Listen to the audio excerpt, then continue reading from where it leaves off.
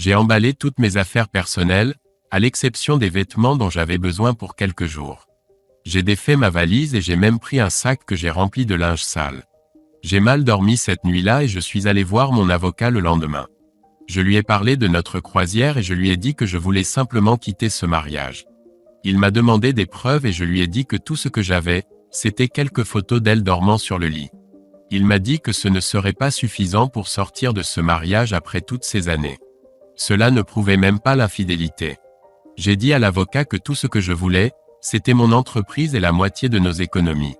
Elle peut garder la maison et tout ce qu'il y a dedans. Elle peut garder sa voiture et je prendrai mon pick-up et la voiture de fonction. Si vous êtes d'accord, le divorce sera définitif 60 jours après la signature des documents. Si vous n'êtes pas d'accord, nous pouvons poursuivre la procédure judiciaire. Quand il a dit « Consultez votre avocat », Mary m'a regardé. Elle savait que si elle faisait ça, j'évoquerais le scénario de l'épouse infidèle et demanderais le divorce. Aaron a poursuivi « C'est essentiellement un divorce sans faute. Vous convenez tous les deux que vous ne voulez plus être mariés. Personne n'a besoin de savoir pourquoi. John vous offre la maison et tout ce qu'elle contient, y compris tous les meubles et les appareils électroménagers. Il m'a dit que la maison était payée. Est-ce vrai? Oui, nous l'avons payée il y a 2 ans. Soyons clairs. Vous dites que j'aurai la maison et tout ce qu'il y a dedans? A demandé Mary. Oui, et aussi la moitié des fonds sur les comptes courants et d'épargne à ce jour. Selon les relevés bancaires, il y a 32 000 $. Vous recevrez chacun 16 000 $. Et nos cartes de crédit? Qui sera responsable de leur remboursement? A demandé Mary. Vous avez 2 cartes de crédit communes qui n'ont actuellement aucun solde. John a sa propre carte professionnelle avec un solde important car il paye ses outils avec. Ce sera sa responsabilité. Vous avez 3 cartes de crédit à votre nom. Je n'ai pas pu obtenir d'informations à leur sujet sans votre permission, mais peu importe. Vous en serez responsable. Et pour les voitures et l'entreprise d'outillage de John? Vous gardez votre voiture et continuez à la payer si vous voulez la garder. Le pick-up de John reste avec lui. Maintenant, concernant l'entreprise, c'est le point clé. L'entreprise de John est une SARL. C'est une société à responsabilité limitée. Il se verse un salaire à partir des bénéfices de l'entreprise. C'est l'investissement de sa vie et il veut garder l'entreprise.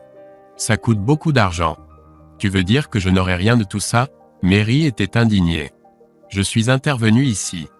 Mary, j'ai bâti cette entreprise tout seul à partir de rien sans aucune aide de ta part. Je veux juste ce qui m'appartient. Et si je veux ma part, alors quoi? Demanda Mary. Je serai légalement obligé de vendre l'entreprise et de te donner la moitié des bénéfices. Tu seras aussi responsable de la moitié des dettes pour tous les outils que j'ai achetés récemment. Mary me fixait du regard. Elle savait que c'était le point de non-retour. Combien vaudra ma part? Demanda-t-elle. Mary, je peux vendre l'entreprise pour n'importe quel montant. Avant de te donner un centime, je donnerai pratiquement l'entreprise pour presque rien. Je m'assurerai qu'aucun de nous n'ait un sou. Ensuite, je demanderai le divorce. Et c'est tout. Ce dont nous avons parlé ici sera invalide. Tu n'abandonneras pas l'entreprise et le chemin que tu as passé toute ta vie à construire. Je sais que ça doit valoir quelques centaines de milliers de dollars. Je ne suis pas si bête. Erin intervint. Mary, ce que John a dit est vrai. Il peut vendre son entreprise pour 100 $ s'il le veut. Tu dois décider s'il te déteste assez pour faire ça. Es-tu prête à prendre ce risque? Il t'a fait une offre très généreuse. Et si ce qu'il m'a dit est vrai, il a des témoins et des preuves. Nous pouvons aller au tribunal et le laisser diviser tous les actifs en 2. Ce sera tout ce que vous possédez, votre maison, vos effets personnels, vos comptes courants et d'épargne, les voitures et même les pensions que vous avez accumulées au fil des ans. Tout cela sera divisé dans le divorce. Sans parler de toutes les informations désagréables qui sortiront dans le processus. Tout ce qu'il veut vraiment, c'est son entreprise. Il te donne tout le reste. Le détestes-tu vraiment au point de ruiner son entreprise? Je pense honnêtement que tu fais une grosse erreur en n'acceptant pas cette offre. Mais c'est entièrement à toi de décider. J'ai déjà préparé les papiers du divorce. C'est à toi de décider maintenant. Puis-je avoir quelques jours pour y réfléchir? Demanda Mary. Oui, mais si tu fais des achats ou retires de l'argent de ces comptes joints, ce document deviendra invalide. Cela s'applique aussi à John. J'aimerais avoir de tes nouvelles d'ici vendredi. Si tu décides que ton avocat doit examiner les documents, je dois te dire que John m'a demandé de déposer une demande de divorce, pas d'annulation. John, qu'en est-il des photos dont tu parles? Comment puis-je être sûr que tu ne les utiliseras pas quand même? Tu devras me faire confiance, comme je t'ai fait confiance pendant 25 ans. Je ne t'ai jamais trompé. J'ai été là pour toi pendant chaque opération, même quand j'étais contre. Je ne veux pas que nos filles sachent comment leur mère est vraiment. Mais si tu ruines mon entreprise, je m'en ficherai. Je t'enverrai les photos que j'ai le jour du divorce. Tu as ma parole. J'ai signé les 2 documents directement au bureau pour que Mary puisse voir que j'étais sérieux. Aaron, merci pour tout, quel que soit le résultat. S'il te plaît, appelle-moi vendredi pour que je sache si je dois fournir des preuves ou continuer ma vie actuelle. Mary, je veux que tu saches que je t'ai aimé toutes ces années. J'ai fait tout ce que je pouvais pour être là quand tu avais des problèmes. Je ne sais pas exactement quand nous avons commencé à nous éloigner, mais je n'ai jamais trompé. Toi, nous savons tous les deux que tu ne peux pas en dire autant. Je ne sais simplement pas quand ça a commencé et ça ne m'intéresse plus de le savoir. Aaron me fera connaître ta réponse vendredi. Je ne m'attends plus à te voir sauf si nous allons au tribunal. Je te verrai peut-être lors de certains événements de nos enfants et je serai poli avec toi. Je te souhaite une bonne vie. J'étais sur des charbons ardents jusqu'à vendredi. J'avais décidé que j'abandonnerais mon entreprise plutôt que de lui en donner la moitié. Pendant nos négociations, on avait dit à Mary qu'il n'y aurait pas de pension alimentaire car elle gagnait autant que moi puisque je recevais un salaire de l'entreprise. Je faisais mes tournées et visitais mes clients et retournais à ma caravane le soir. C'était agréable et parfois je m'asseyais pour discuter avec mes nouveaux voisins. Je n'avais pas de téléphone fixe, seulement mon portable car il pouvait toujours m'y joindre. Vendredi soir, j'ai reçu un appel d'Aaron. Il m'a dit que Mary était venue signer les papiers du divorce. Il les avait déjà soumis et le mariage serait dissous dans 60 jours. Je lui ai demandé si elle avait dit quelque chose sur les raisons de son accord. Il m'a dit qu'elle avait parlé à nos filles et qu'elle lui avait dit que si elle ruinait mon entreprise, elle ne voudrait plus jamais la voir. Je pense qu'elles m'ont cru quand je leur ai dit que leur mère savait ce qu'elle faisait. Puis il m'a dit quelque chose qui était difficile à croire. John, tu ne vas pas aimer ça, mais elle a appelé ce type Carl et lui a dit que tu allais l'incriminer lui et l'autre gars de Tony si elle ne signait pas les papiers. Je crois vraiment que c'est lui qui l'a convaincu de signer l'accord. Il avait peur d'être impliqué. J'avais du mal à y croire. Elle avait même obtenu son numéro de téléphone pour pouvoir le revoir. Je pense que la seule chose qui m'a mis en colère était de ne pas avoir pu me venger de Carl ou Tony. Ces deux-là m'ont fait cocu et s'en sont moqués. Si je pouvais tout recommencer, je ferais quelque chose pour me venger d'eux. Peut-être que je me ferais casser la figure, mais je ne serais pas un tel faible. La vie a continué et j'ai passé plus de temps à travailler. J'aimais mon travail et de toute façon, je n'avais aucune raison de me précipiter à la maison. J'ai appelé mes filles et leur ai donné mon nouveau numéro de portable. Je leur ai dit de ne pas le donner à Mary sauf en cas d'urgence. Je m'arrangeais pour m'arrêter les voir quand j'étais dans leur région. Le divorce a été finalisé et j'ai fait des copies des photos que j'avais prises sur mon téléphone et les ai envoyées à Mary. Le lendemain, elle m'a appelé. Qui t'a donné mon numéro? Ai-je demandé. Je l'ai reçu de l'usine. Ils ont dit que c'était urgent et je n'ai pas ton nouveau numéro de portable. Il y a un problème avec les filles? Que s'est-il passé? Rien ne s'est passé. Il n'y avait pas d'urgence. Je viens juste de recevoir ces fichues photos par la poste. Ce ne sont que des photos de moi en train de dormir. Elles ne prouvent rien. Tu m'as menti. Quand ai-je menti? J'ai dit que j'avais des photos de toi et c'est le cas. J'ai promis de te les envoyer, ce que j'ai fait. Je pensais que tu avais des photos de moi avec Carl, Tony et d'autres hommes. J'ai dit que je savais que tu étais avec ces hommes. Je n'ai jamais dit que j'avais des photos de toi avec eux. Tu l'as simplement supposé. Au fait, tu viens encore de me prouver que j'avais raison et que tu étais consciente quand tu m'as trompé. J'ai fait ce que j'avais promis. Maintenant, laisse-moi tranquille. J'ai raccroché. Je suppose que c'était une petite victoire pour moi, mais ça ne semblait pas si victorieux. Ces deux canailles n'ont jamais reçu ma vengeance. C'est dommage qu'aucun d'eux n'était marié. Peut-être que j'aurais compliqué leur mariage. Mon mariage était terminé et la vie n'était pas si mauvaise. J'appréciais mon travail et je n'avais plus à m'inquiéter de Mary. Je menais ma vie et faisais ce qui me plaisait. Je planifiais mon itinéraire pour voir mes filles 1 ou 2 fois par mois. J'essayais de ne pas être là quand leur mère y était. 2 mois se sont écoulés depuis la finalisation du divorce. Je sais que c'était une dissolution de mariage, mais je continuerai à l'appeler un divorce. L'entreprise dont je vendais les outils organisait une conférence. Ils en organisent une chaque année pour nous montrer les derniers outils et les nouvelles publicités. Comme nous possédions nos propres camions et itinéraires, nous devions acheter notre propre publicité. Dans l'ensemble, c'était une bonne affaire. J'étais mon propre patron et fixais mes propres horaires. Plus de la moitié de mes ventes se faisaient par téléphone et je n'avais qu'à récupérer les outils ou les envoyer par la poste. Je préférais livrer à mes clients car ils achetaient généralement autre chose. C'était une partie du jeu de la vente. La conférence de cette année devait avoir lieu au Sheraton Inn à Pittsburgh. J'ai réservé une chambre pour une nuit pour ne pas avoir à rentrer chez moi, même si ce n'était pas si loin. Le dîner et les boissons étaient payés par l'entreprise, alors j'en profitais souvent. Je suis parti tôt samedi matin. C'était seulement 1h30 de route. J'ai décidé d'explorer un peu Pittsburgh puisque je n'y étais pas allé souvent. Je me souvenais que Judy avait dit qu'elle travaillait au East Side Grill et j'ai acheté une carte pour savoir où c'était. Il était encore tôt quand je suis arrivé et j'ai trouvé le restaurant. Je suis entré et il n'y avait pas beaucoup de clients pour le petit déjeuner. L'hôtesse a dit « Bonjour ». Je lui ai demandé si Judy travaillait et si oui, si je pouvais être placé dans sa section. 1 minute plus tard, Judy est venue à la table et a souri en me voyant. « John, que fais-tu ici? C'est si bon de te voir. On m'a dit de venir ici et une belle jeune femme a dit qu'elle m'offrirait le petit déjeuner. J'ai décidé de profiter de l'offre. John, je pense beaucoup à toi. Est-ce que tout va bien? Carl est venu ici plusieurs fois et a dit que Mary et toi divorciez. Il a dit quelque chose à propos de nous poursuivre tous en justice. C'était quoi cette histoire? Je voulais divorcer de Mary et j'ai inventé toutes sortes de choses pour lui faire peur. Je lui ai même dit que j'allais poursuivre Carl et Tony pour aliénation d'affection.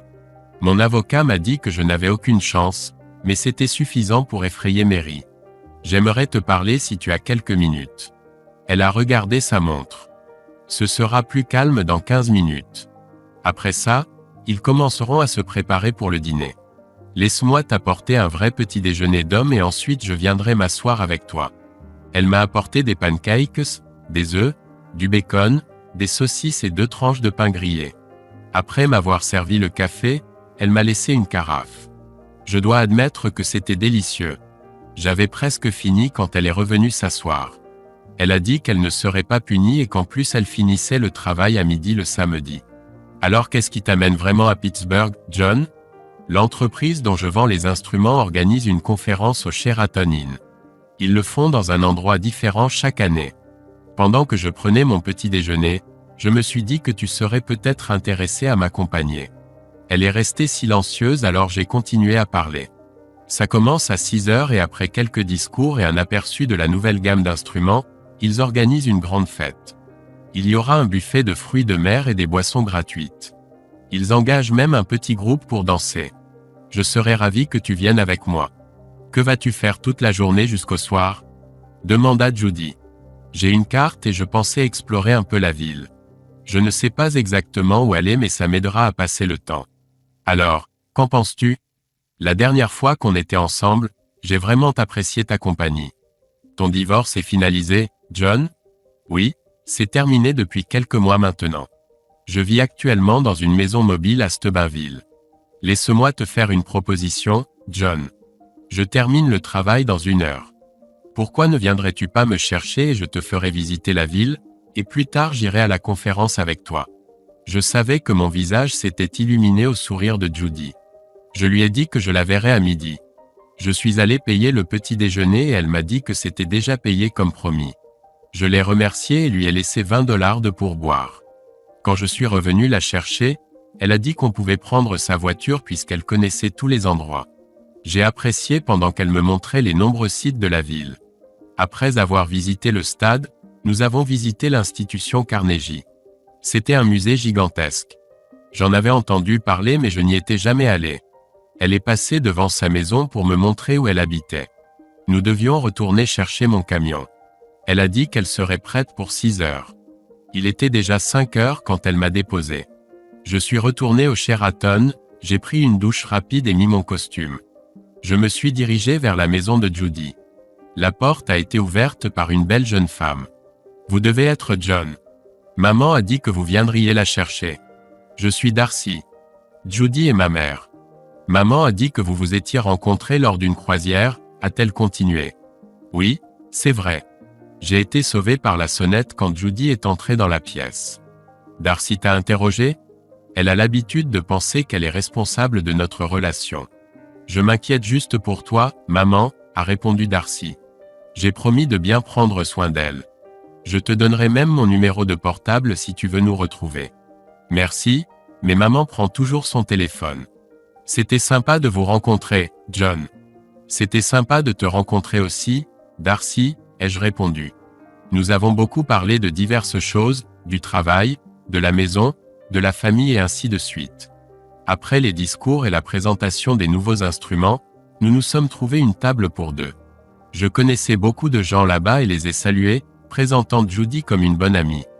Les nouvelles se répandaient rapidement dans l'entreprise et la plupart des gens savaient que j'étais divorcé. J'ai tenu parole et n'ai dit à personne pourquoi. Pendant que nous dînions, j'ai demandé des nouvelles de Carl, Tony et Pia. Ah, je suppose que tu ne savais pas puisque tu ne vis pas ici, mais peu après son retour de la croisière, Pia s'est fait agresser. Quoi? Que s'est-il passé? Ai-je demandé. Elle sortait avec un motard et quand il a découvert qu'elle était partie en croisière avec un autre homme, il est devenu fou furieux. Il a aussi demandé où travaillaient Tony et Carl. Est-ce que Pia va bien? Oui, mais Tony n'a pas eu autant de chance. Mon Dieu, ont-ils attrapé ce Zach? Oui, Pia a appelé la police. Il a déjà été jugé et purge une peine de 20 ans pour tentative de meurtre et pour avoir agressé Pia. Merde, c'était vraiment un homme en colère, ai-je remarqué. Il a dit qu'il allait s'en prendre à Carl, mais il a été arrêté avant de le trouver. On dirait que Carl a encore eu de la chance. Je n'arrive pas à croire que ma femme l'ait appelé au sujet de notre divorce. Tu avais raison, c'est vraiment une femme de petite vertu. Donc tu veux dire que tu vois toujours Carl? Je le vois quand il vient prendre son petit déjeuner. Je n'irai nulle part avec lui même s'il était la dernière personne sur Terre. J'ai même dit à l'hôtesse du restaurant de ne pas le placer dans mon secteur. Il m'arrête encore quand je passe près de lui. J'en ai appris plus sur lui pendant la croisière que je ne l'aurais voulu. Je ne l'aime vraiment pas, surtout sa façon de traiter les autres. Nous avons arrêté de parler et commencé à danser. Je ne suis pas le meilleur danseur, mais je me suis amusé. Judy ne s'en souciait pas, nous profitions simplement d'être ensemble. Nous avons sauté quelques chansons rapides mais sommes revenus au slow. Elle était merveilleuse dans mes bras. Elle ne semblait pas dérangée alors qu'elle reposait sa tête sur mon épaule. Tu sens si bon, lui ai-je dit. Merci, j'apprécie vraiment. Tes compliments semblent si sincères. Je suis habitué aux faux compliments que les serveuses reçoivent tout le temps. Les tiens semblent sincères. Crois-moi, ils le sont. Notre soirée touchait à sa fin. C'est le moment le plus agréable que j'ai passé depuis je ne sais quand, lui ai-je dit. Je regrette que ça se termine si tôt. J'aime être avec toi. C'est comme si je te connaissais depuis toujours. John, ça n'a pas besoin de se terminer. Je ne veux pas être intrusive, mais je n'ai pas besoin de rentrer tôt. J'aime aussi être avec toi. Tu veux dire ce que je pense que tu veux dire? Honnêtement, je ne veux pas mal t'interpréter. Pourquoi étais-je si nerveux? Laisse-moi reformuler. Je n'ai pas été avec un homme depuis longtemps. Même avant la croisière dont j'ai parlé, rien ne s'est passé. Je veux que tu saches que je ne couche pas à droite et à gauche. Je me sens attiré par toi cependant. D'accord, à mon tour. J'ai une chambre à l'étage. J'aimerais que tu m'y accompagnes et nous pourrons continuer notre conversation. Nous avons ri tous les deux, fini nos verres et nous sommes dirigés vers ma chambre. Nous sommes entrés dans la chambre et quand je me suis retourné après avoir fermé la porte, Judy m'a embrassé. Judy, je veux être honnête avec toi. Je ne suis peut-être pas le meilleur amant. Je n'ai été avec personne depuis mon mariage avec Mary. Sois juste toi-même. C'est la personne à qui je suis attaché, a répondu Judy. Le lendemain matin, nous nous sommes réveillés et habillés. Nous sommes descendus au restaurant et avons pris un petit déjeuner léger. Il était temps de raccompagner Judy chez elle. Je savais qu'elle allait me manquer et je lui ai dit que je voulais la revoir. Elle m'a embrassé pour me dire au revoir et m'a donné un papier avec son numéro de téléphone. Appelle-moi bientôt. Je veux te revoir. J'ai passé un moment merveilleux. J'ai commencé à l'appeler tous les vendredis, prenant rendez-vous pour samedi ou dimanche. Judy et moi sortons ensemble depuis plus de 2 mois maintenant et comme je l'ai mentionné, nous passons presque tous les week-ends ensemble. Je ne reste généralement pas dormir car je peux être chez elle en 1h30. Nous sommes allés au théâtre, à des matchs sportifs, et avons même emmené Darcy et son ami avec nous. J'apprenais beaucoup sur la région de Pittsburgh. Je voulais une relation plus permanente avec Judy, mais nous en discutions encore. Après tout, mon entreprise était dans l'Ohio et j'y vivais. Judy travaillait en Pennsylvanie et Darcy y faisait ses études.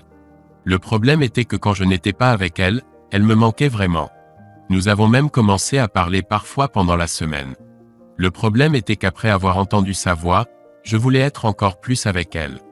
Pour un homme de 51 ans, je dois admettre que j'étais assez passionné. J'ai parlé de Judy à mes filles et elles étaient heureuses pour moi. Je leur ai demandé des nouvelles de leur mère et elles m'ont dit qu'elles fréquentaient quelqu'un mais n'en parlaient pas beaucoup. Ma fille Janet m'a annoncé la mauvaise nouvelle. Son mari, Paul, est licencié. Ils font d'importantes réductions de personnel dans leur usine.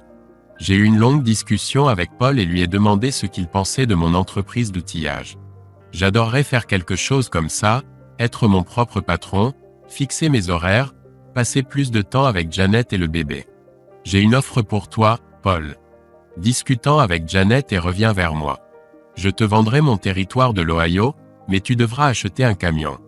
Je pense acheter le territoire de Pittsburgh et ce serait trop pour une seule personne. Le visage de Paul s'est illuminé de joie. Je lui ai dit que je les aiderais financièrement au début. Le lendemain, j'ai reçu un appel de Janet. Papa, c'est vrai? Tu vas aider Paul à démarrer une entreprise? Oui, mais il y a quelques conditions que vous devrez tous les deux accepter. Je viendrai vous voir vendredi et vous expliquerai tout. Ne le dis à personne jusqu'à ce qu'on en parle. Je dois d'abord négocier l'achat du territoire de Pittsburgh et toi et Paul devrez prendre quelques décisions. Merci, papa. Je t'aime tellement. Dans ces moments-là, les larmes me montent aux yeux.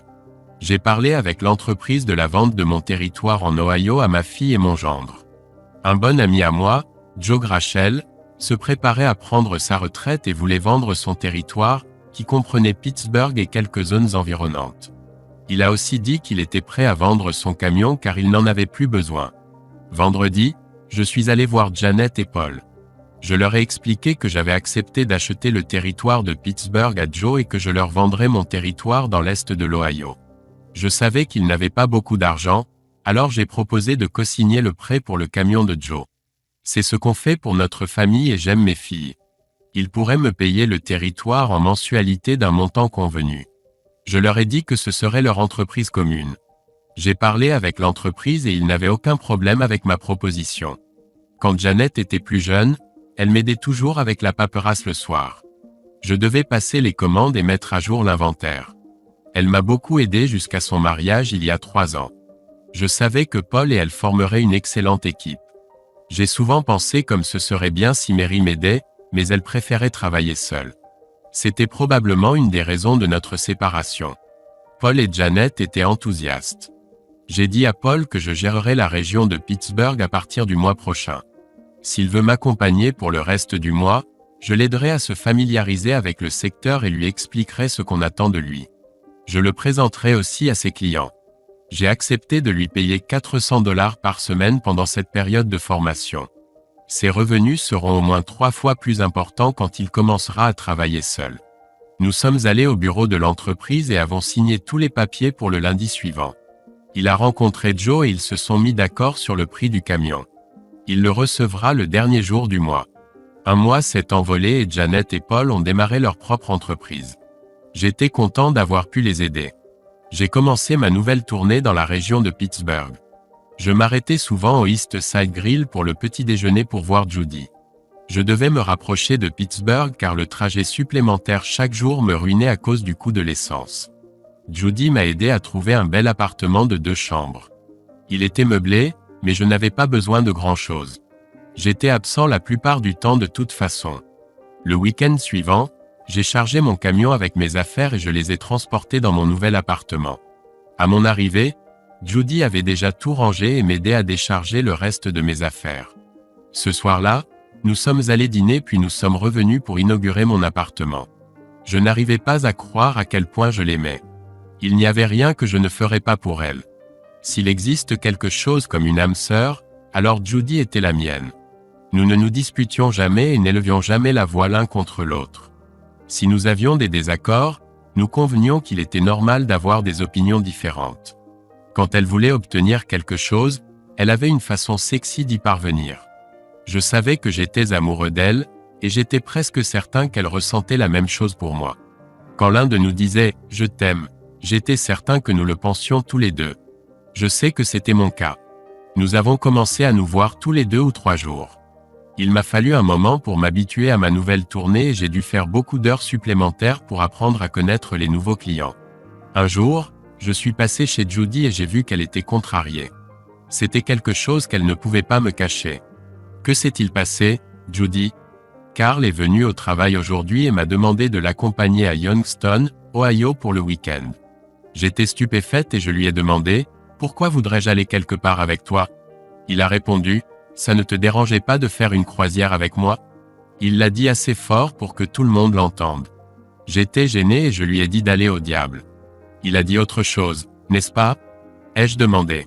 Oui, il a dit qu'il avait entendu dire que je sortais avec un vieux croulant. J'ai répondu qu'au moins toi, tu savais faire l'amour. Puis j'ai dit assez fort pour que tout le monde entende que pendant la croisière, il était toujours tellement ivre qu'il n'arrivait jamais à bander. C'est bon, ma chérie. Je vais aller parler à ce salaud. Je vais lui faire comprendre que s'il t'embête encore, il le regrettera. Non, John, il n'en vaut pas la peine. Il m'a traité de salope et le propriétaire du restaurant l'a mis dehors en lui disant de ne plus revenir. S'il te plaît, oublions-le simplement. S'il m'embête encore, je te le dirai, je te le promets. J'étais très en colère. Je voulais me venger de lui d'une manière ou d'une autre. D'abord, il avait contribué à détruire mon mariage et maintenant il harcelait ma petite amie. Je n'allais pas le laisser s'en tirer comme ça. J'ai suggéré à Judy que nous pourrions peut-être retourner au Sheraton Inn samedi et y avoir notre deuxième premier rendez-vous. Elle m'a souri et m'a dit qu'elle adorait l'idée. Je savais au fond de moi que je devais faire quelque chose à propos de Carl. J'ai appelé son bureau vendredi et j'ai appris qu'il était à une conférence à Youngstown. J'ai prétendu que je devais le rencontrer là-bas et la secrétaire m'a donné son numéro sans problème, l'hôtel et le numéro de chambre. J'ai fait ma tournée jusqu'à environ 5h30. Je me suis assuré que mes voisins me voient avant de monter dans mon pick-up et de partir pour Youngstown. Je savais que ce que j'allais faire était mal, mais je protégeais ma petite amie. Carl a fait une grosse erreur en la contactant. Il ne partira pas sans conséquence. Il séjournait dans un motel bon marché. Il recevait probablement une indemnité journalière et mettait la majorité de l'argent dans sa poche. J'ai trouvé un motel et vu une voiture avec des plaques de Pennsylvanie devant sa chambre. La chambre était sombre, donc j'ai supposé qu'il n'était pas là. Le motel était à côté du bar. Il y avait beaucoup de voitures et de motos, alors je me suis garé sur leur parking d'où je pouvais voir sa chambre. Je suis sorti et j'ai mis une casquette de baseball, que je ne porte jamais, et des lunettes de soleil. Je suis entré dans le bar et j'ai vu qu'il était plein de monde. J'ai remarqué Carl qui parlait à la serveuse. J'ai vite quitté le bar avant que quelqu'un ne me remarque. J'ai décidé de conduire un peu plus loin. J'avais besoin d'essence et j'ai fait le plein en payant en espèces. Je ne voulais pas laisser de reçu ou de paiement par carte. Je n'avais pas mangé, alors je me suis arrêté dans un fast-food pour prendre un sandwich et une boisson. Environ une demi-heure plus tard, je suis revenu vérifier si Carl était retourné au motel. Je me suis arrêté un peu plus loin et j'ai pris mon énorme couteau de chasse. Je l'ai essuyé et j'ai mis des gants, puis je me suis dirigé vers le motel. J'étais déterminé à le tuer quand il ouvrirait la porte. En approchant du motel, je n'en croyais pas mes yeux. Il y avait 3 voitures de patrouille avec leurs gyrophares allumés. La circulation était difficile. Tout le monde voulait savoir ce qui se passait. Nous avons dû ralentir pour laisser passer l'ambulance. En passant devant la chambre de Carl, j'ai vu la voiture de Mary à côté de la sienne et j'ai su qu'elle était là. Mary se tenait devant la porte et pleurait. Les médecins transportaient le corps sur une civière. Que s'était-il passé? Je me suis extrait de la circulation et j'ai pris la route du retour. Quelqu'un m'avait devancé et avait tué Carl. Que faisait Mary là-bas? Était-elle l'amie dont Janet avait parlé? J'étais terrifié en conduisant sur l'autoroute. En traversant une autre ville, j'ai jeté mes gants, ma casquette de baseball et les emballages du fast-food à la poubelle. Je ne voulais rien laisser dans la voiture qui puisse me relier à cet endroit. Je me sentais un peu mieux. J'ai regardé assez de séries policières à la télévision pour savoir que j'avais couvert les bases. Drôle de chose, je n'ai rien fait. J'avais planifié, mais quelqu'un m'avait devancé. Quand je suis revenu en ville, je suis allé dans l'un des bars que je fréquentais occasionnellement, je me suis assis et j'ai pris quelques verres avec des gens que je connaissais. Pendant que j'étais assis là, Janet a appelé. Elle m'a dit qu'elle et Paul étaient très enthousiastes à propos de leur entreprise. Ils sentaient qu'ils s'étaient rapprochés l'un de l'autre. Nous avons un peu parlé et elle m'a demandé quelle était la meilleure façon de me transférer de l'argent. Je lui ai donné ma nouvelle adresse et lui ai dit que j'enverrais simplement un chèque. Je lui ai demandé des nouvelles de sa sœur et elle m'a dit qu'elle réussissait très bien à l'université. Suzanne était en 3e année d'études pour devenir infirmière. Elle m'appelait probablement 2 fois par mois, généralement quand elle manquait d'argent. Ça ne me dérangeait pas, c'était mes filles. J'ai demandé à Janet comment elle et sa mère allaient et elle m'a dit qu'elle la voyait tous les quelques jours. Elle fréquentait quelqu'un mais n'en parlait jamais vraiment. Elle m'a aussi dit que sa mère sortait avec un vieil ami pour le week-end. Je savais maintenant que cet ami était Carl. Après avoir parlé avec Janet, j'ai appelé Judy. Je lui ai demandé si elle voulait passer la soirée avec moi. Elle m'a dit que Darcy était partie voir des amis et qu'elle serait heureuse de me voir. J'ai quitté le bar et je suis allé chez Judy. Elle m'a dit qu'elle venait de rentrer de son cours d'aérobic où elle va 2 fois par semaine. Je voulais juste m'assurer que nos plans pour demain étaient en place. Je viendrai te chercher à 5 heures. N'oublie pas ton maillot de bain. Je veux utiliser le jacuzzi et peut-être la piscine. Ne t'inquiète pas, je serai prête et je t'attendrai. John, au cas où je ne te l'aurais pas dit récemment, je t'aime vraiment. Je t'aime aussi, Judy. Plus que je n'ai jamais aimé personne, et je le pensais. Je l'ai embrassé et nous sommes restés là à nous étreindre. Je ne sais pas ce que nous regardions. J'étais là depuis environ une demi-heure quand mon téléphone portable a sonné. J'ai regardé ma montre. Il était 10h30. Qui m'appelle à cette heure tardive? Ai-je demandé. L'écran du téléphone indiquait que l'appel venait du département de police de Youngstown. J'ai répondu et c'était la voix de Mary. John, je suis au poste de police de Youngstown. Quelque chose de grave est arrivé. J'ai fait semblant d'être surpris. Judy m'a regardé. Les filles vont bien? Qu'est-ce qui s'est passé? Pourquoi appelles-tu si tard de Youngstown? John, Carl Crowe a été tué ce soir, a dit Mary d'une voix agitée. Qui est Carl Crowe? Ai-je demandé. J'ai regardé Judy et elle m'a rappelé que c'était Carl de la Croisière. J'ai fait semblant de ne pas connaître son nom de famille. Alors pourquoi m'appelles-tu? Je n'ai jamais aimé cet homme et bien sûr je ne l'ai pas tué. Je ne voulais pas montrer de sympathie pour cet homme. Mary savait que je ne l'aimais pas. Au fait, en quoi ça te concerne? Ai-je demandé à Mary. La police veut te parler alors j'ai appelé. Je vais passer le téléphone à l'officier. Elle n'a pas répondu à mes questions sur sa présence là-bas, mais bien sûr j'ai compris qu'elle était sa compagne. Je me suis tourné vers Judy et j'ai répété ce qu'on m'avait dit. Carl Crowe avait été tué à Youngstown. Elle semblait un peu choquée. Un policier a pris le téléphone. Je lui ai dit que j'étais avec ma petite amie et j'ai mis le haut-parleur pour ne pas avoir à tout répéter 2 fois. Monsieur Hubel, je suis le détective Anderson de la police de Youngstown. Votre petite amie est bien Judy Wentz? Oui, c'est moi, a répondu Judy. Nous devons vous parler à tous les deux dès que possible concernant vos activités de ce soir. Pouvez-vous vous rendre au poste de Pittsburgh ou dois-je envoyer un officier à votre location? Je ne comprends pas. Vous dites que Carl Crowe a été tué et vous pensez que nous y sommes pour quelque chose? Si j'ai bien compris, il a été tué à Youngstown et nous sommes à Pittsburgh.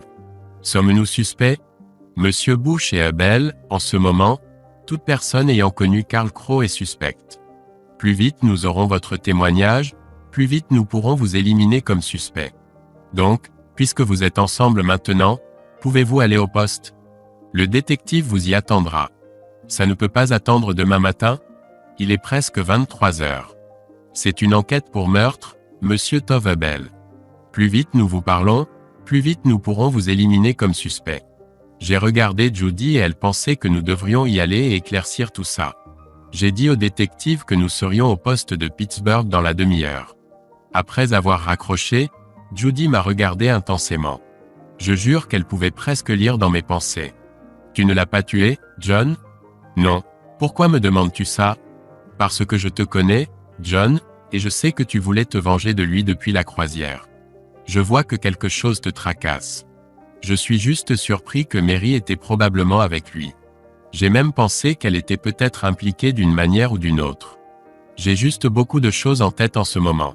Je comprends, John, je suis là pour toi, a dit Judy alors que nous nous préparions à aller au poste de police. Elle a laissé un mot pour Darcy pour qu'elle ne s'inquiète pas si elle rentrait avant sa mère.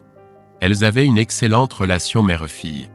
Quand nous sommes arrivés au poste, le détective Allen a demandé si nous étions John Hubel et Judy Wentz. Nous avons répondu par l'affirmative et il nous a remerciés d'être venus. Il a dit que lui et l'autre détective nous parleraient séparément pour des raisons évidentes. J'ai dit à Judy que je la verrais plus tard et je suis parti avec le détective. Je connaissais assez bien les séries policières pour savoir que j'étais dans une salle d'interrogatoire. On m'a proposé du café, que j'ai accepté. J'avais apporté mon magazine avec moi. Je supposais qu'il pourrait être nécessaire. J'ai parlé en premier. Monsieur, j'aimerais poser quelques questions. Monsieur Hubel, j'essaierai de répondre à toutes vos questions après que vous aurez répondu aux miennes. Dites-moi comment vous connaissiez Carl Crowe. J'ai expliqué au détective notre croisière et comment elle avait contribué à détruire mon mariage. On peut dire que vous n'aimiez pas beaucoup Monsieur Crowe. Quand l'avez-vous vu ou lui avez-vous parlé pour la dernière fois? La dernière fois que je l'ai vu, c'était quand il est entré à une fête sur une croisière avec Mary, mon ex-femme. Je ne l'ai pas revu ni parlé depuis. Où étiez-vous toute la journée aujourd'hui et ce soir? Suis-je un suspect? Pensez-vous que j'ai tué Carl? J'étais un peu bruyant. Calmez-vous, Monsieur Betts, a dit Hubel. Tout le monde est suspect à ce stade. Nous faisons simplement notre travail.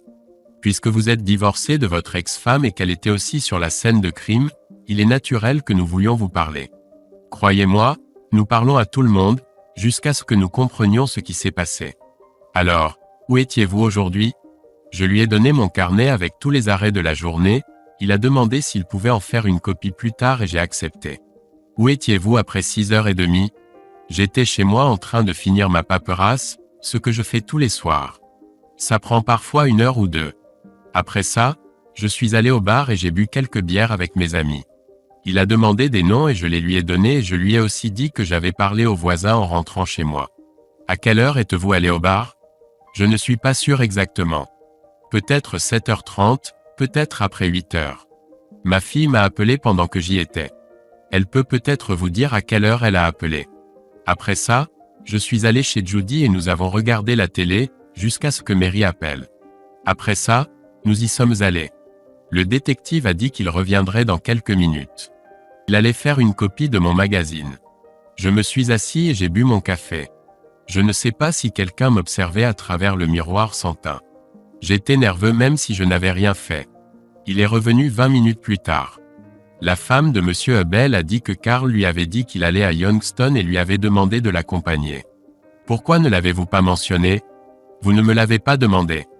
Judy était en colère et a dit que Carl lui avait demandé d'aller à une conférence à Youngstown. Elle lui a dit qu'elle ne voulait plus jamais le revoir.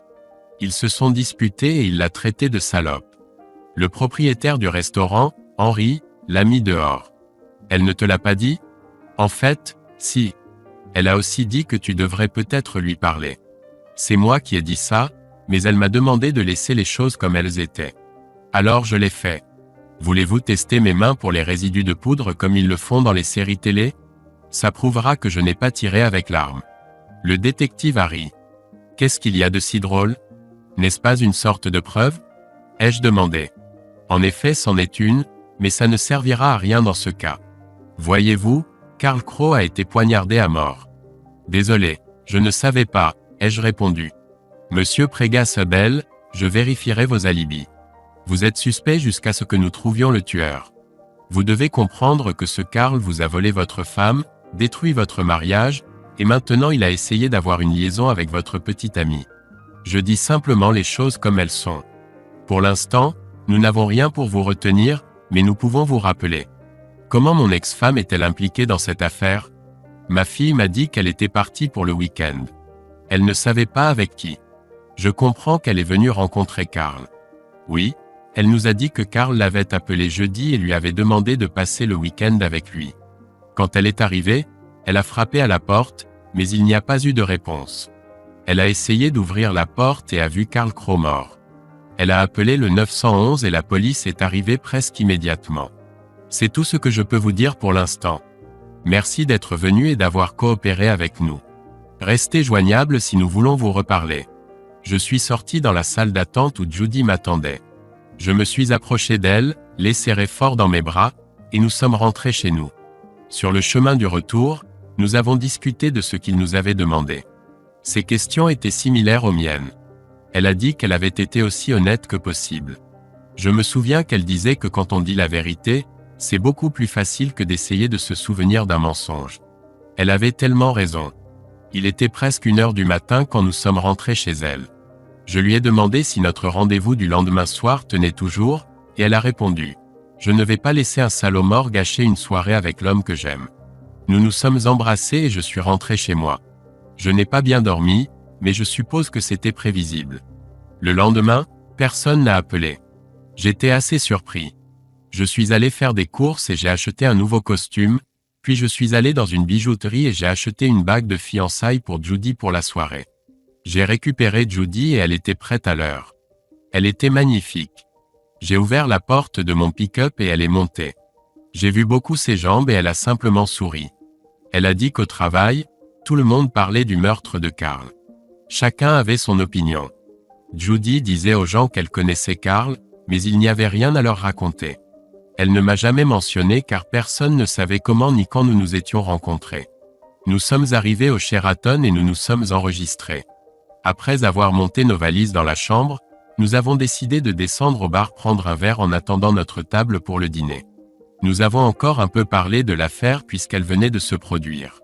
Je lui ai dit que je ne savais pas que Mary fréquentait Karl. Le détective m'avait dit que Mary affirmait qu'ils n'étaient qu'amis et se voyaient environ une fois par mois. On nous a invités à table et nous avons eu un merveilleux dîner.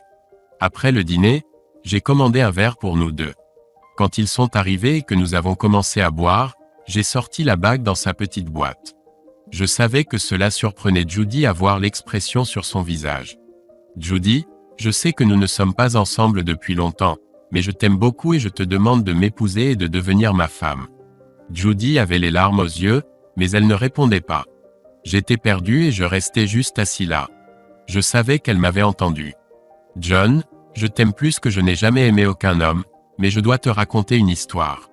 Je sais que tu ne m'as jamais posé de questions sur le père de Darcy ni pourquoi je ne me suis jamais marié. Le père de Darcy et moi sommes restés ensemble pendant 4 ans. Je suis tombée enceinte et quand je le lui ai dit, la première chose qu'il m'a demandé était « Es-tu sûr que c'est mon bébé ?» Et puis il m'a demandé si je voulais m'en débarrasser. J'étais stupéfaite. Je pensais connaître cet homme, mais il ne voulait pas de son enfant. Bien sûr, nous nous sommes séparés et je ne l'ai plus jamais revu. Mes parents étaient en colère que je ne l'ai pas forcé à faire un test de paternité ou quoi que ce soit pour prouver qu'il était le père. J'ai dit à mes parents que ce n'était pas une question d'argent. Je ne voulais pas qu'une telle personne soit près de mon enfant. Je ne voulais pas lui donner le droit de décider quoi que ce soit dans la vie de Darcy. Mes parents ont compris. En ce qui concerne les figures paternelles dans la vie de Darcy, elle avait mon père, mes oncles et 2 frères. Tous ces hommes étaient des personnes bien dans sa vie. Le frère de ma mère, mon oncle, venait de divorcer et il nous a invités à rester chez lui. J'ai accepté. Mon oncle était chauffeur routier et n'était à la maison que 3 ou 4 nuits par semaine. Je nettoyais la maison et je cuisinais pour lui s'il voulait un repas chaud. J'ai trouvé un travail dans un restaurant où je travaille toujours et ma mère s'occupait de Darcy. Elle était ma vie et la raison pour laquelle je ne me suis jamais marié. Je ne voulais pas qu'un homme étranger dise à Darcy ce qu'elle devait faire.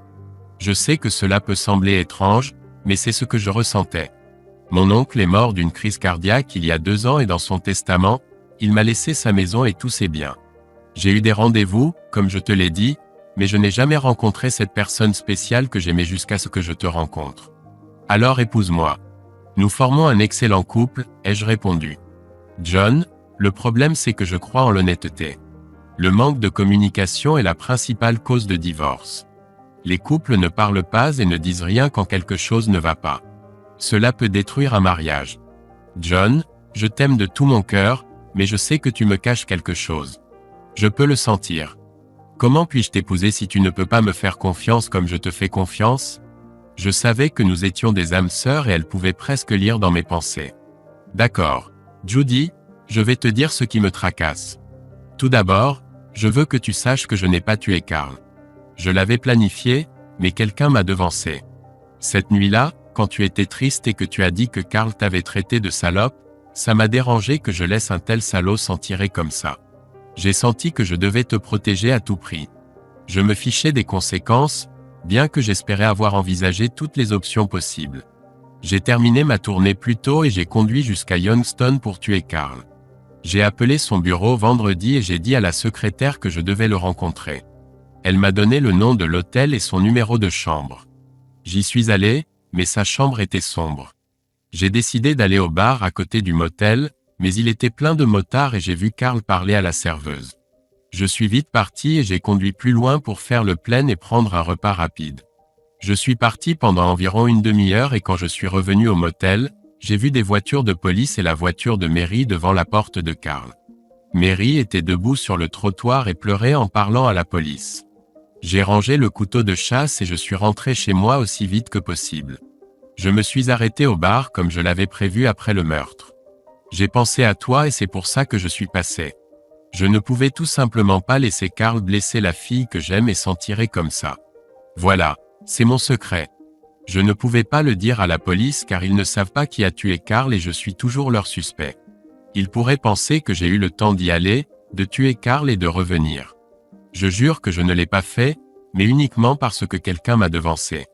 Judy avait des larmes de crocodile dans les yeux. Elle prit la bague, me la tendit et tendit sa main gauche. Oui, John, je veux t'épouser. J'ai mis la bague à son doigt et nous nous sommes embrassés. Puis nous sommes allés dans notre chambre. Nous avons dormi tard le lendemain. Nous nous sommes ensuite dirigés vers sa maison pour informer Darcy de nos projets de mariage. Darcy était très heureuse pour nous. Elle a dit que sa mère semblait beaucoup plus heureuse depuis que nous avions commencé à nous fréquenter. Elle a demandé à sa mère si elle pouvait être demoiselle d'honneur et aider à organiser le mariage. Je savais que la confession de Darcy signifiait beaucoup pour Judy. Nous avons décidé de nous marier dans 2 mois. Nous avons choisi un samedi et j'ai suggéré que nous fassions le mariage au Sheraton Inn, que nous adorions. Ainsi, tous ceux qui viendraient d'autres villes pourraient y séjourner. Les préparatifs ont commencé. Darcy a dit qu'elle ne voulait que les listes d'invités de ma part. Elle et sa mère s'occuperaient du reste. Je savais que l'argent serait un problème, alors j'ai pris Judy à part et lui ai dit que j'avais assez d'économies pour payer le mariage.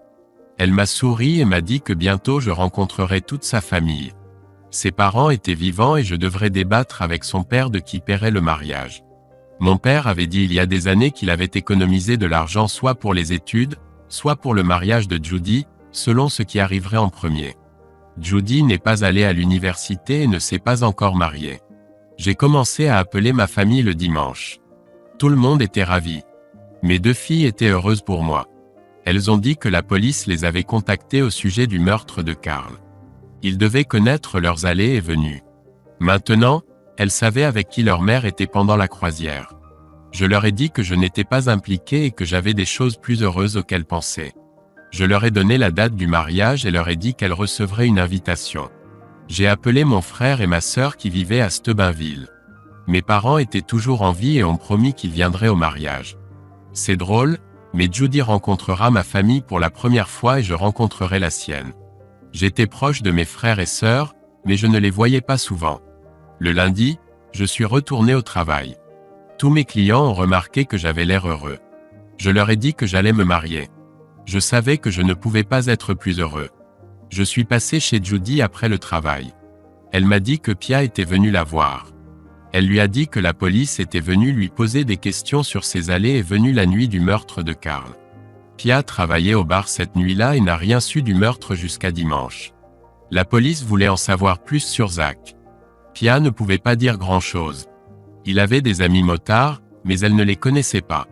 Elle se souvenait qu'au procès, Zach avait dit qu'il avait l'intention de se venger de Carl mais n'en avait pas eu le temps. La police pensait que peut-être ses amis du club de motards avaient fini le travail. Je me souvenais qu'il y avait beaucoup de motards dans le bar, mais je ne pouvais pas le dire à la police. Je n'aurais pas dû être là. Je supposais qu'ils le découvriraient par eux-mêmes. Nous avons continué à préparer le mariage et tout se passait bien. Pendant le week-end, Judy m'a présenté à ses parents. Ils se sont révélés être des gens merveilleux. Son père m'a accueilli dans la famille et a dit qu'il était heureux pour nous. Il a aussi dit qu'il en avait discuté avec Judy et qu'il paierait pour le mariage. C'est ce que font les pères, m'a-t-il dit. Je savais qu'il avait raison et je n'ai pas argumenté avec lui. Quelques jours plus tard, j'étais dans un restaurant en train de parler avec Judy quand les policiers sont arrivés. Judy a dit que beaucoup des officiers fréquentaient le restaurant et étaient ses amis. Elle m'a présenté à eux et j'ai demandé s'il y avait du nouveau dans l'affaire du meurtre de Carl. Nous avons des suspects mais pas assez de preuves pour inculper qui que ce soit. Nous essayons de savoir si quelqu'un a suivi Carl du bar jusqu'à sa chambre. Je ne sais pas si vous le savez, mais il y avait beaucoup de motards dans le bar, mais nous ne savons pas s'il était ami avec Zach. Les détectives vont parler à Zach en prison cette semaine mais n'attendent pas grand-chose. Merci officier. J'espère être bientôt retiré de la liste des suspects. Puisque vous êtes l'ami de Judy, je vous dirai que votre alibi est vérifié. Je ne peux pas en dire plus. Ils se sont dirigés vers leur table et une autre serveuse a pris leur commande. Je me sentais un peu mieux. J'ai fini mon petit déjeuner et je suis allé travailler. Judy et Darcy préparaient le mariage tous les soirs après le travail. J'essayais de ne pas les déranger car je savais qu'elles n'avaient pas besoin de mes conseils. J'ai emmené Judy à Steubenville pour la présenter à mes parents. Ils sont immédiatement tombés amoureux d'elle. Nous avons parlé avec eux pendant un moment et les avons emmenés dîner. Ils ont dit qu'ils viendraient au mariage et resteraient la nuit. Ils ont dit qu'ils devenaient trop vieux pour conduire de longues distances dans l'obscurité. Nous avons promis de réserver une chambre pour eux. Il restait une semaine avant le mariage. Je serai à nouveau un homme marié. Judy et moi avons décidé que j'emménagerais dans sa maison. Elle et Darcy ont dit que c'était ce qu'elles attendaient. Darcy termine sa 2e année d'université. Je savais qu'elle fréquentait une université locale et étudiait la comptabilité. Un soir, je suis passé et j'ai demandé à parler à Darcy. Elle était un peu surprise, tout comme Judy. Nous nous sommes assis dans le salon. Darcy, quels sont tes projets après l'obtention de ton diplôme? Trouver un travail et commencer à travailler, je pense. Pourquoi? Tu connais quelqu'un qui pourrait m'embaucher? Elle savait que je communiquais avec des hommes d'affaires tous les jours. En fait, oui. Moi, laissez-moi expliquer. Je prends l'exemple de ma fille et de mon gendre. Paul fait la majorité du travail sur la route, conduisant et livrant les commandes. Janet s'occupe de la paperasse, tient les registres et appelle même les clients. Elle s'occupe de la comptabilité. Je fais tout moi-même maintenant et ce depuis plusieurs années. Ça me prend plusieurs heures par jour et ça m'enlève du temps que je pourrais passer avec ta mère. Je me demandais si tu voudrais devenir ma secrétaire et peut-être une commerciale. Tu es sérieux, John? Demanda Judy. Oui, si elle veut commencer après le mariage, je suis pour. Ce sera un travail à temps partiel jusqu'à ce qu'elle finisse ses études. J'ai regardé mes registres et je peux la payer $300 par semaine pour commencer. Bien sûr, je lui montrerai quoi faire et comment. On peut appeler ça une période d'essai jusqu'à la fin. Si elle veut continuer après, nous verrons combien nous pourrons la payer et conclurons un accord formel. Darcy aimait beaucoup cette idée.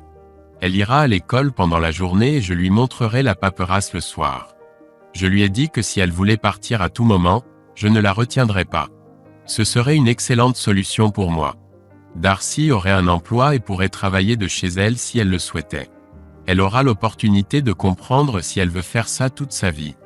Pour moi, cela signifierait me débarrasser de toute la paperasse que je devais faire et libérer du temps pour Judy.